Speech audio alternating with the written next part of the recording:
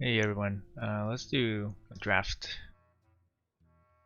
This is going to be the first video in a bunch of series of videos where I'm just doing the draft only. Just to give you guys an idea of how we go about our thought process when we're drafting, and hopefully you guys can get some ideas. I draft. So I am using a tool called Hearth Arena.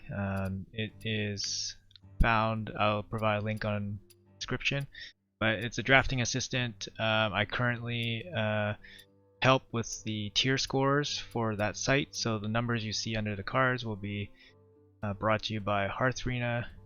So you guys can definitely check it out if you guys are interested. It's useful if you guys need a second opinion, but obviously use your own judgment. That's the best thing I can advise. Let's get to it. Which class do we want? Let's play. We can draft like mage since everyone's pretty popular class, so everyone runs into mages. You just want to pick the best card here. These two are pretty bad. Rocketeer is okay. You could get a decent amount of dragon synergy. So this card is not super bad, but it's a little bit inconsistent. I think Rocketeer is probably still okay. It's still 5 damage to the face. You can use the removal once in a while, so you probably still take this here. So this card is pretty undraftable in Arena. You don't want cards that do nothing, and if they do nothing, they need to have a very powerful effect, whether they draw you a card or give you something in return. This Enchanter's Float doesn't give you anything in return. It's for future value, and spells in your deck is very unlikely to be that common, so you're not going to get the effect and value of this for a little while. A 5/2 for 4 is pretty bad stats. The battle cry is okay, but again, it's paying for future value. The immediate value of the demon is very weak, so it's an okay 4-drop only. 2 minutes left, you play 1 and you get a random spell. I mean, if you get lucky and you get a big spell, a nice big spell like Flame Strike, it's still an 8 mana Flame Strike. It's still playable. I think based on these two cards, like one is slightly more consistent because you get the body, and one is a bit more random. I think right now in this meta, you probably take the random card to hope to do more than this, because even though this is a 5/2 as a body and it gives you 2/2s, the 2/2s are pretty inconsistent. They're small. This initial body is very weak. So I think like paying 1 is a small investment for a potentially higher potential card. And if you get a bad card from Tomb of Intellect, it's only a 1 mana card. So at the end of the day, it's only a 1 mana card. So I think I would take my chances with the Tomb of Intellect here over the bad 4-drop. So looking at these three, you just pick the best card. Tiger is the best card. This one is very often a 1 mana 1/2, which is very bad. And Voodoo Doctor is a 1 mana 2/1, which is better than a 1/2. But I mean, the effect is good, but it's very small impact. So I like the Tiger here, obviously. 5/5 stealth. Stealth is great. Stealth allows you to choose your attacker trade, or allows you to bypass getting traded off. So it's a very decent minion. Alright, so you got 3 2-drops. Which one is the best one? Camel is generally undraftable in some classes because the damage hurts your other minions. So if you play this and you play a 3/3, the 3/3 becomes a 3/2, which instantly is not that good. So the upside on this card does not offset the downside of this card. It's only really good in classes where you don't need the board. You just play this as a 2 mana 2/4, which is excellent, and then you can like either buff it up or keep it alive or whatever, trade it off. So you get maximum value without getting the negative effect of the 1 damage. But it's usually inconsistent in Arena. So it's between these two. 2 mana 2/3 Elemental. Elemental is it's a relevant tribe in Mage, so there is some synergy with the Elemental. The Initiate's a 2 mana 2/2 with the 1/1 behind it, so it's effectively 3/3 with the stats. It's not really 3/3 with the stats because the 1/1 is delayed, so you only get a 2/2, which is not very good.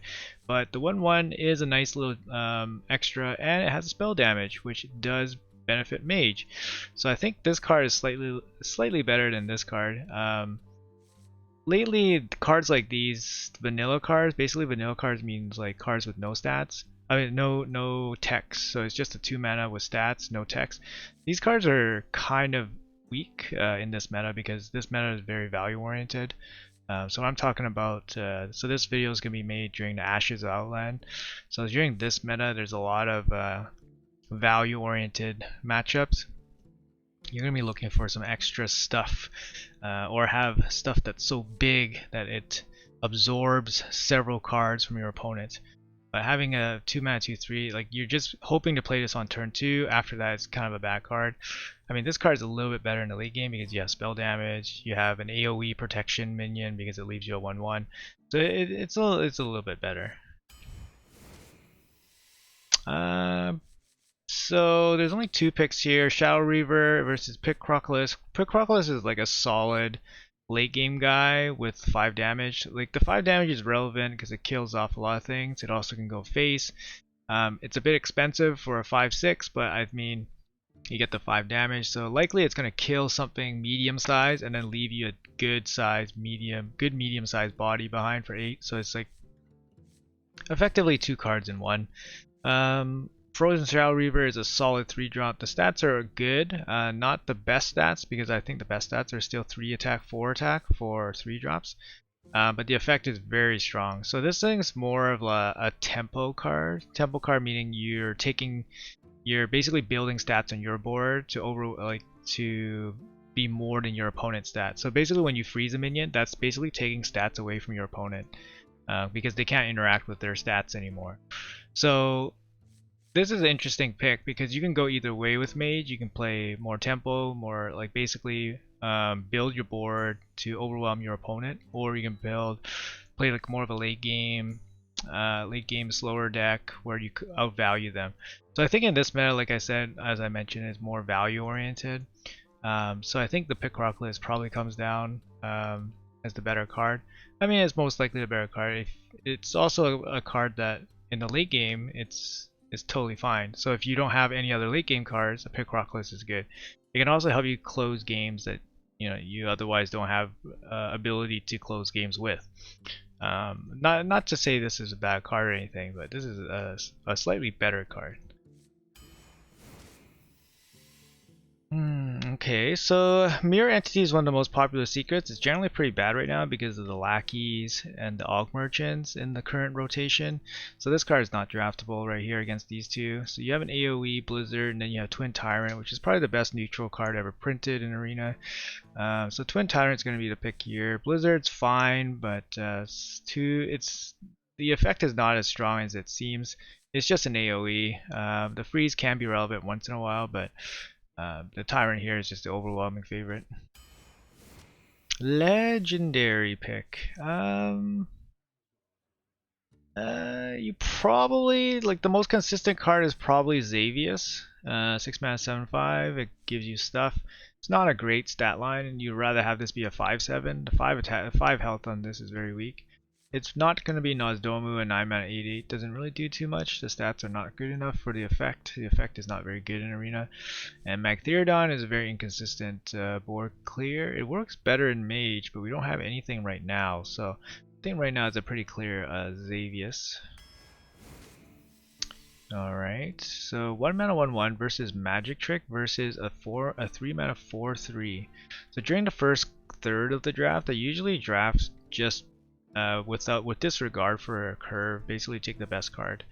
Or I think that is the best card. So I think here you could go with either the Magic Trick or the 1 mana 1/1. I think the Curator Mage again is more of a vanilla stat minion, so 3 mana 4/3. The ability rarely is important, so it's basically a 3 mana 4/3. So we don't really need like something like this right now. Just to fill out the curve. I'd like to take one of the high roll potentials. I think Magic Trick might be the pick here, just because Magic Trick allows you to draw some of the very high potential cards for Mage. This card is actually decent too, but I mean at the end of the day it's still 1 mana 1/1 with Arcane Missiles. It's okay. I think this card has just more potential.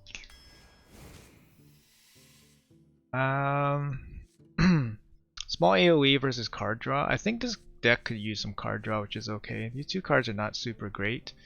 So I'm probably just going to go with Arcane Intellect here. This card is very awkward to use, but occasionally it can be good. But right now we're just going to go with the 2 card draw. Og Merchant, Generous Mummy, Ice Barrier. It's probably an easy Og Merchant here. Both these cards are very sub average. Alright, Arcane Breath. Again, Generous Mummy. Generous Mummy is very below average, very below average. Arcane Breath is great. It synergizes with dragons, which Mage doesn't have too much problems getting. So, a Mirror Entity, a 2 mana 1/3 or a Heo. I mean, like I was saying, Mirror Entity is not very good in this meta, but neither of these cards are that great. You don't want too many 1-cost cards in a value-oriented class like Mage. Just because 1-cost cards, they don't really do much unless they generate some kind of other value. This card doesn't really generate value, it just heals you for 2 health. So it's not really worth the 1 mana slot here. I think we'll just take the Mirror Entity and hopefully it confuses our opponent occasionally and we can maybe sneak out a good good situation with this card. Alright. So usually you don't want to double up on a bad card like this, like Mirror Entity. This card is actually very fine and compared to these other two, and we do have synergy with the Mirror Entity. And we do need a 3-cost minion just to play, so it's a pretty easy Kirin-Tor Mage. Cloud Prince, Shadow Reaver, Colossus. Generally Colossus is probably the better card. For 10 mana it's a very reasonable minion. It's a nice late game threat. Again, we have to pass Shadow Reaver, which is a very good card actually. It's a 3-cost card, which we kind of need. But I think it's easier to fill out your early game instead of getting these solid late game minions. So I think I'll be happy with a Colossus. For example, if I picked this card and I didn't get the Colossus, I'd be kind of upset. But if I got this card and then I got a reasonable alternative to the Shadow Weaver, it's probably still okay too. There's not many reasonable alternatives to the Colossus unless you're looking at big late game legendaries, or perhaps the 10 mana 10/10 Monument, but that's not as good as the Colossus, so I'm just gonna go with the Colossus here. 2 pretty bad cards, and then Fireball is very excellent, very versatile removal card. It can be used as reach. These 2 cards are pretty bad. Okay, best card. One of the best cards in Mage's card pool right now. So these 2 cards are quite good, but the removal card is just insane. So definitely take these cards when they show up. Okay. Gotta think about this a little bit. So right now we're looking at 1 mana, 1 damage here. We have a ping with the Archer. In Mage, it's not that important to get the ping because we have a ping for a hero power. But these other 2 cards are pretty bad. Like they're pretty below average, right? You get 2 mana for a draw card and a 1/1, which is very subpar right now.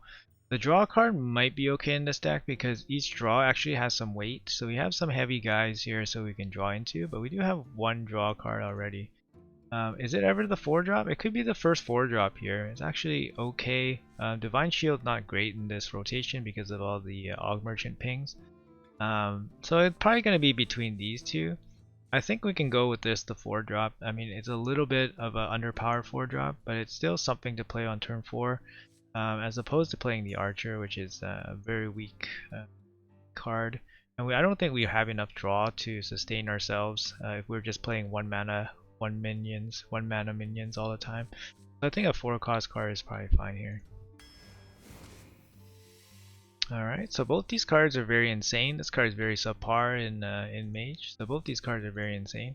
I think because we have Pickrock, Tyrant, and Colossus, we probably pass the Pickrock list here. It's a very easy observer. We don't have too much early game, and this card dominates the early game. So. Very nice. We get a little bit of value here. Calling is excellent. It's great with these big, heavier minions. Tyrant, hard to remove. Colossus, hard to remove. So these are very high value hits for The calling, I'd like the Scryer next, but I don't think I like it enough to take it over calling, obviously. You can even play it on Reckless Rocketeer on turn 10. You can hit him for 5 and then transform it into 2 6-drops, which is totally fine too. So it's a pretty good card here. I like it. Good value card. Okay, so here it's coming down to the 2-drop versus the 3-drop. We don't, the way I try to draft is if you have two cards with competing mana costs or competing similarities, I try to discount one right away so you can only focus on one and then the other option. So here you have a 2-cost Injured Tolvier versus a Tasty Fin. I would omit the Tasty Fin right away as the inferior option, so you have a Tolvier versus a History buff. Generally, the 3-4 stat line for 3 is incredibly strong. It's actually the best stat line, reasonable stat line for the mana cost. A 2-3 taunt is fine for 2 mana. So it comes down to what we feel this deck will end up going, what we end up needing, which will have more impact. History buff is actually really good. Its perceived value is higher than probably actual value, especially in this deck, Mage, where we have more spells. People see this card as a threat. They usually overreact and try to kill it right away to deny you the +1/+1 buffs. This card is okay because it's a taunt. Mages need some taunt, some form of healing. So it's a little bit of rebuttal here, but I think the 3/4 does a little bit more. Reason being is that although it's a 3/4 for 3 mana, which is basically a vanilla minion, its effect is not as insane as it sounds. It still can absorb 2 small early game cards, whereas this card will always only usually just go 1 for 1. Yes, you need these cards for curve, but when you're offered something of higher value, I usually take it in this meta just because of how the meta is right now. It's much more value oriented. You try to stretch every single card a little bit more than usual, I think. So I think I like the history buff here. Alright, so we got some cards from the classic set. Ventricle, Fen Creeper, Bluegill Warrior. Ventricle is actually not too bad in Mage because of our spells, concentration and spells. So we actually do have a decent amount of spells in this deck. Not too much, but a decent amount. So what are we doing on turn 1, 2, and 3, right? So turn 2 we have 1 2-drop. Turn 1 we have basically nothing, just some cheap spells. Turn 3 is decent. We have the Observer history buff, so we can kind of catch up Kirin Mage into Secret. I think here you could think about the Fen Creeper. It's a bit of a taunt. It can slow down the game a little bit. I don't think it's a Bluegill Warrior. Bluegill Warrior is a very small removal card. You can find better cards than this. And like I said, Ventricle is a decent card for Mage, but I think I like the Fen Creeper here just to slow down the game a little bit. It's not the best stat line for 5 mana, but I think it's okay here. We don't have any other playable 5s besides the Tiger, and it's one of our only taunts, so. Alright, so this 2-drop's clearly better than this 2-drop just because this one's so bad. So we have a healer versus a 2/3. How good is this healer in this deck? Healer is generally okay when you have higher health minions. It actually seems kind of okay here. You have Fen Creeper, Tiger, heal up these big boys. It's also a good target for calling as well. So these are cards that you kind of have to think about when you're using it. Healing is also good for Mage. So I think I'm going to take the healer over the 2-drop. Our curve is being a little bit nasty, so now we have to probably focus on prioritizing some smaller cards or at least some catch-up cards, cards that can help you maintain your early game without you falling too far behind. Polymorph is a high, very premium removal, so we have to take it here. These 2 cards are very average.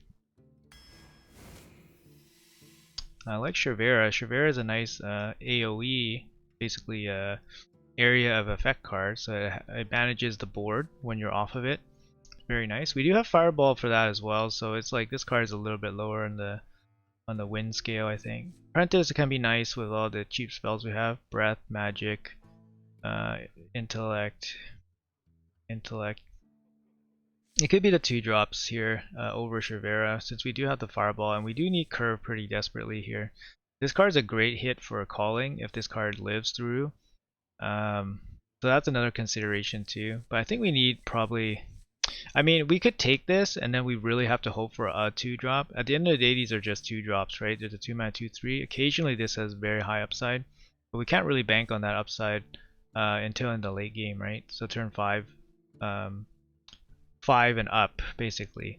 So then you play this card, but that's not really the idea that we need, right? Because we need a card playable in the early game, so it's more like the Apprentice. So between these two, it's probably it's one of these two if you want a 2-drop, right? I don't know if the idea for Ritualist as a 2-mana 2/3 really sells me on it, because its value comes from late game hits or mid game hits. But then right now we need an early game card. So is the Apprentice better than Shavira? I don't think so. Like, unless you want to sacrifice a lot of value from the Shavira for just a 2-mana 2/3. I think the Shavira kind of acts as a catch-up card. So then, let's say you miss your early game, and then you need the Shavira to help you catch up. Then the Shavira is there. So, or you can play the early game card and not have the Shavira, and then try to build a lead that way. I just think the Shavira is a little bit better at catching up. That this is trying to get ahead. That's kind of what I'm trying to say. Honestly, a 2-mana 2/3/2 or a 2-mana 2/3 in this meta, it does not go very far. So you need the best. I think you need like the best 2 or 3 drops, unless you have unless you have no other comparable option. So in this case, we have a very good option. So I think we're just gonna go with the Shavira here. I like this card.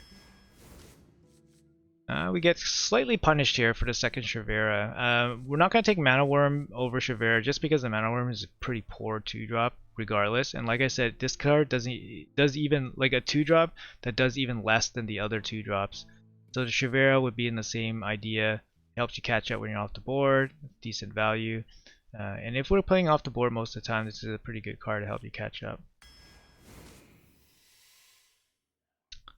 Pretty low value cards. I mean, you have Arcane Missiles, Portal. Missiles is kind of okay for early game. It helps you kind of catch up a little bit. The Portal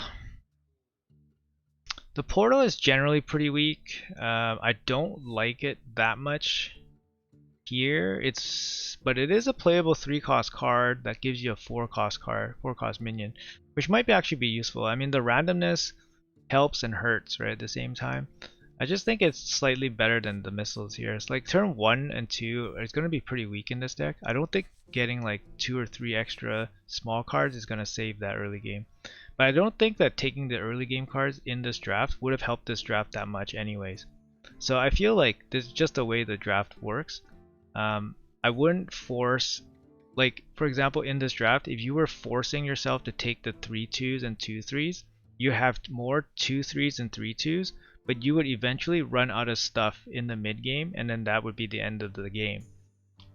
So it's kind of like, I don't know, it's based on experience.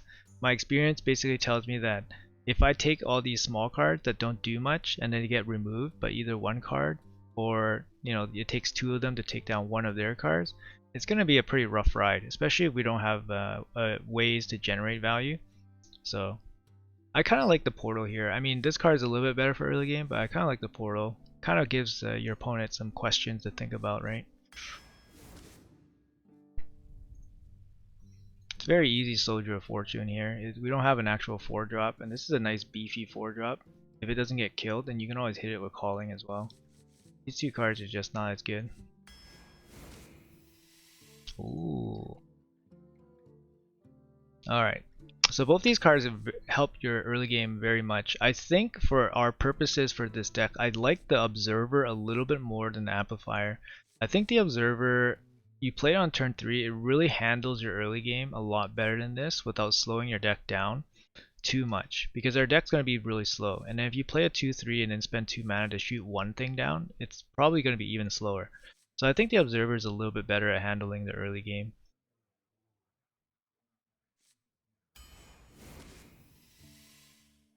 Alright. So the best thing about the Abyssal is that it's a great calling target. People will never kill this card with minions. They'll try to kill it with value removal. So it comes down to whether Scarab, Digging, Fireball, Polymorph, those types of cards is worth the Abyssal. I think the Abyssal is probably more worth it. It's a solid big game value card. and you get more value from the calling as well. I think our early game is actually pretty decent with the 2 Imprisoned Observers. This deck will be potentially very good if we can get one more late game card or one more value generating card at the end. Maybe Azure Explorer or a nice legendary like Evocation. Alright, we don't get any of that. We get a Frostbolt, Rocketeer, and a Shieldmaster. I think Frostbolt here is perfectly fine. Shieldmaster is also a decent minion as well. So when you're comparing like two kind of essential cards here, you can look at what card do we need. Well, we do need a 4-drop, and it is a taunt, which is useful for, like I said, for mage, for protecting our face. The other comparison is Frostbolt. It's 3 damage, which we actually don't have any of. We don't have any 3 damage. We don't have direct damage. Besides Pickrock on turn 8, and we don't have any way to deal with one pesky minion. So we have Arcane Breath, but we don't have any way to deal with like a pesky minion like, I don't know, Primordial Explorer or something like that. So I think we take the Frostbolt here. It's a little bit of a smaller card because Frostbolt, it's only going to kill a small card. It's never going to be better than that, right? Or it can deal 3 damage to the face, or it can maybe freeze something. But it's never going to do more than maybe kill a small card or finish off a bigger minion that's already killed something. So at the end of the day, it's kind of a smaller card, but you kind of need something like this just to handle your early game a bit in case we don't draw the Explorers and we have a very bad draw to help us catch up. Master, I think for a 4-drop it's fine, but most 4-drops that don't do anything nowadays are really weak based on the very powerful 5-drop Rusty Raider. So very popular card. It just wrecks anything with 5 health or less. So these kind of 4-drops, they're just not as strong anymore. Our 4-drops are actually pretty resilient against Rusty Raider. One has Divine Shield and one has 6 health. So it's actually a pretty good spot for us. I think I like the Frostbolt here, so let's go with that. Alright. So in the end, you guys, I think most people would probably take a lot of the 2/3s and 3/2s in this deck. I think this deck would get a lot weaker if that was the case. We don't have Flame Strike, but we have a lot of AoE. The Shiveras, the Rolling Fireballs are very good. Our late game is not overpowering, but since we have Calling with these big drops, it's actually quite strong. Early game is quite strong with the 2 Observers. The 2 Secrets can be bad, but we do have a Curator Mage to cheat it out. Intellect for draw, Intellect for randomness, Magic Trick for randomness. Arcane Breath, not going to be huge in this. We've only 1 dragon, so it's going to be a little bit harder to pull off. But I mean, still 1 mana 2 damage, which is still reasonable. Is there any way to generate dragons?